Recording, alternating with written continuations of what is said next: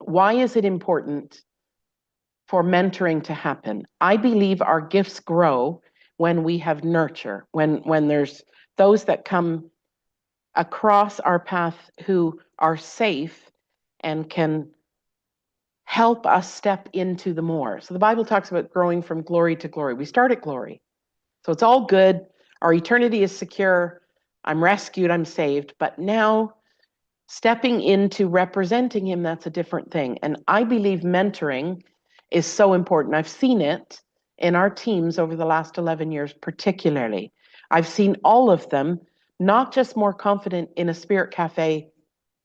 It's not really in a church, although it's in our building. It's kind of in, we have a pub, an old pub. So it looks like a pub when you come into the spirit cafe area with a bar and everything. But it's not just because it's that environment, although that's safer to start.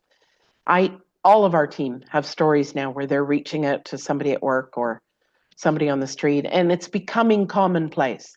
And that's actually what we want, to equip the saints for the work of ministry, right? So that we're out there representing Jesus, not just waiting till we get somewhere on Sunday or the Bible studies or anything like that. It's actually to the people who don't hear him the most that God is concerned about, I think.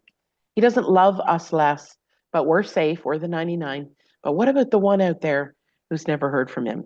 And so we want to open our heart up to be mentored, to be teachable. You know, if you already know everything, you probably wouldn't even be on this course. If your heart is sort of like, Lord, I want to know more. I want to step into what you have for me.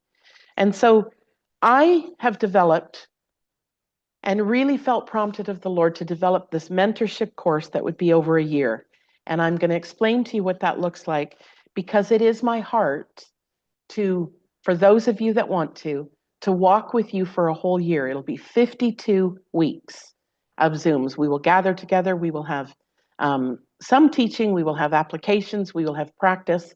But when I was sleeping last night, I really felt like God said to me, so many Christians are just lacking parenting. You know, like who is going to be a spiritual parent that can come alongside and nurture and encourage?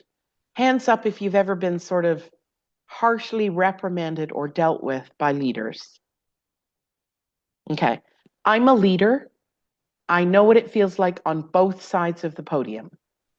And it is time for mentorship to look godly, for mentorship to look loving. That doesn't mean we get away with everything. It does mean we have some correction, just opportunity to ask why, opportunity to grow, where we don't have to. Have you ever met someone controlling who's sort of, you know, I don't want your feedback. You don't get to speak into my life. That's because of a hurt or a fear. And it's really time for the spiritual gifts the Holy Spirit has given so generously to the church to have a way to be activated and practiced on a regular basis. You know, we've all been to conferences, and you're probably all thrilled with what's gone on in the last 3 days here. I am, by the way. But you just feel encouraged, you feel strengthened, you feel like, why does this have to come to an end? Well, the truth is it doesn't. But there is an investment that you might have to make in putting yourself in a position where I want to learn on a weekly basis how to do this better, how to do this more, how to be trusted, how to grow. All of our teams will tell you that practice has made them much more confident. Practice has adjusted a few things along the way, reminded them of a few things along the way, but it's been loving. None of our team has ever said to me, it's too harsh. They've never said that. And I would love the opportunity to mentor you. But anyway, we're talking about a 1-year journey where you get to break out of fear in all the places that you may be stuck and have the adventure of a lifetime with the Holy Spirit. I can tell you, when I sit back and relive the testimonies of Becky, the girl whose rods were dissolved, like, how cool is that? And because that had never happened to me. When I think back of this boy in Kenya and the reality that he was just destined to die, and it was just me and him. Obviously, we're this big, and He's this big, but he's positioned himself to need you and me to represent him. It's just mind blowing. But I'm not afraid like I used to be. And part of that is I've had great encouragement along the way. You know, when I first started in prophetic ministry, my dad said, "You go for it, I will watch the fences."